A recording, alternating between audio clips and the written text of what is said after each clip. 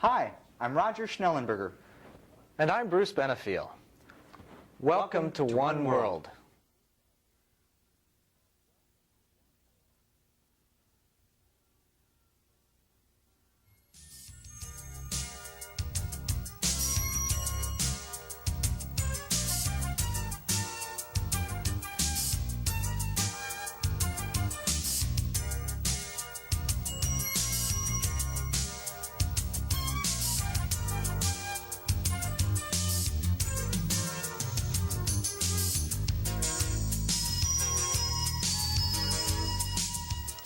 Tonight, Bruce and I are going to be discussing the program, a concept, if you will, called One World.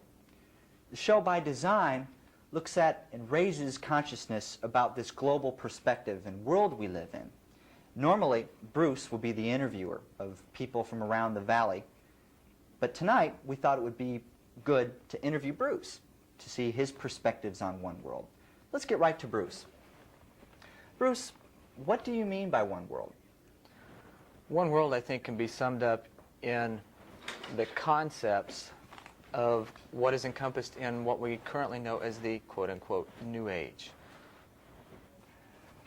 By New Age, we often feel that it gets a bad rap.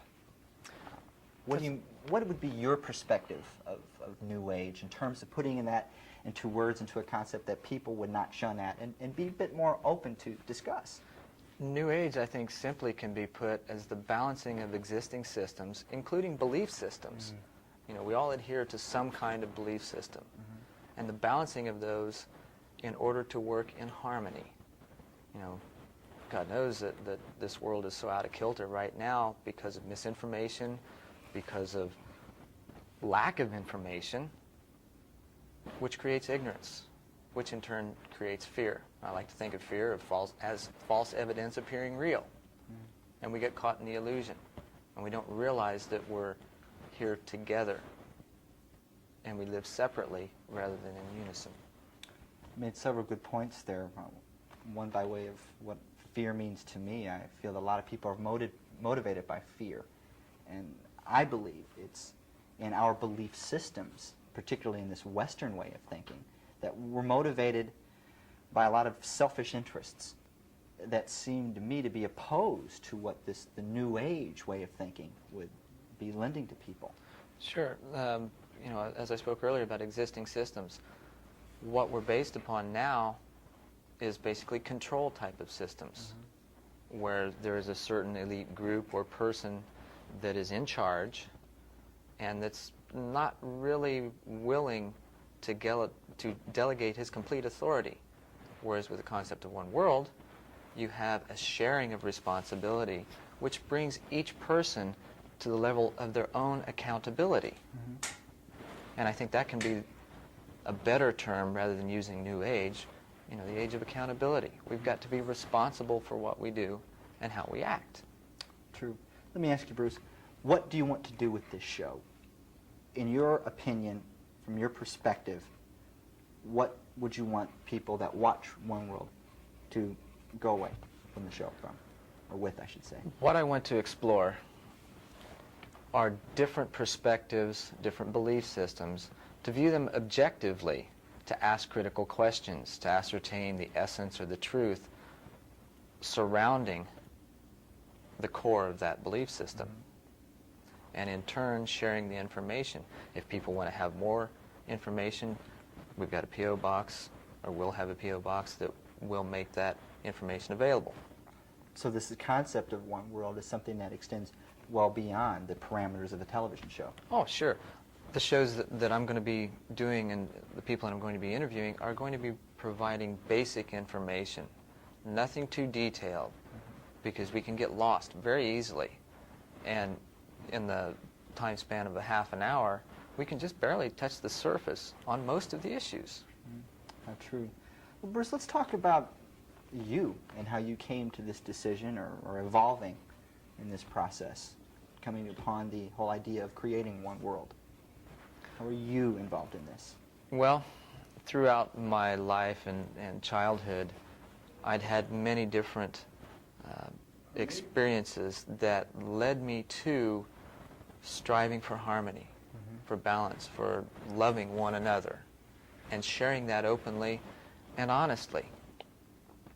So as I began looking at the world around me, seeing what was there, seeing what I thought needed to be changed in order to create better existing working relationships, and relationships cover the whole gamut, whether it be at work, personal, love life, with God the Creator or whatever. We're all involved in relationships, and these need to be brought into harmony.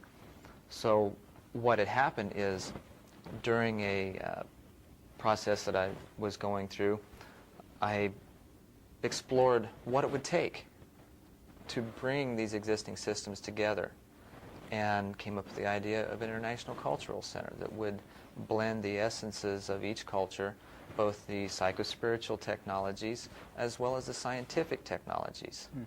And from that point would bring forth creative solutions to the problems that we face globally, and have the technology to take care of it. Right. One thing that always troubles me about people wanting to, I guess, discuss a global community and New Age thinking, it's very good, but they seem to be incredibly ethereal and very vague about the idea of love and relationships. When it seems to me, I come from a classical realist education. Sure. I was in the seminary for some years, and life was a challenge, but a very real challenge, and very daily experiences, rather than being lost in God in that experience, which is very good, and you get a lot of good information from that. I guess what I'm trying to ask here is, how do you propose to make this very real for people? It seems to me there needs to be a living language, a living concept that people need to hear. I agree. From people such as yourself. I agree. You talk about the ethereal approach.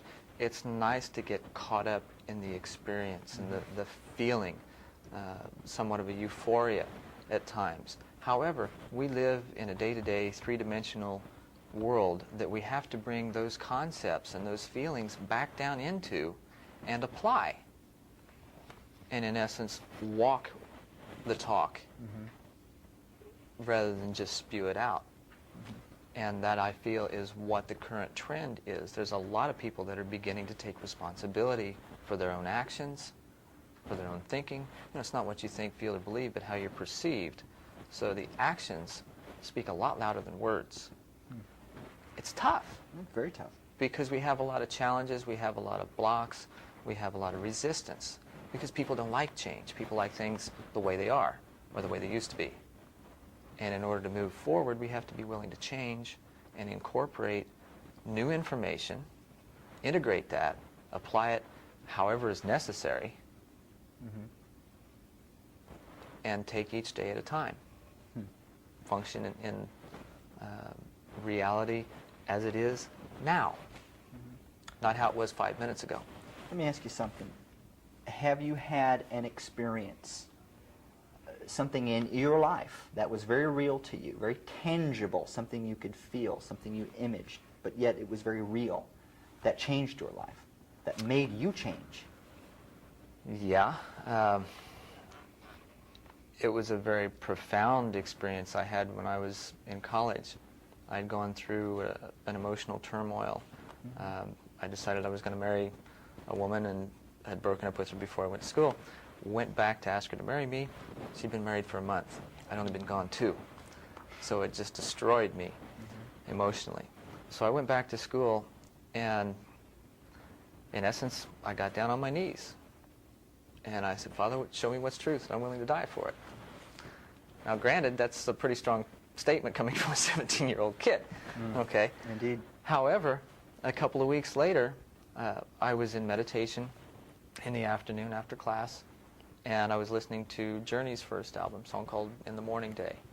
And there was a particular sequence of notes and bars that were put together that made it very conducive for this to happen. Essentially what happened is, during the meditation, I was asked by a voice that was very familiar to me. I'd heard it since I was 6 years old, and has never led me down a wrong road, as long as I listened to it. still small voice, if you will. And from there, this voice says, Bruce, are you willing to die for what you believe in? And immediately I said yes. Right after that, I was taken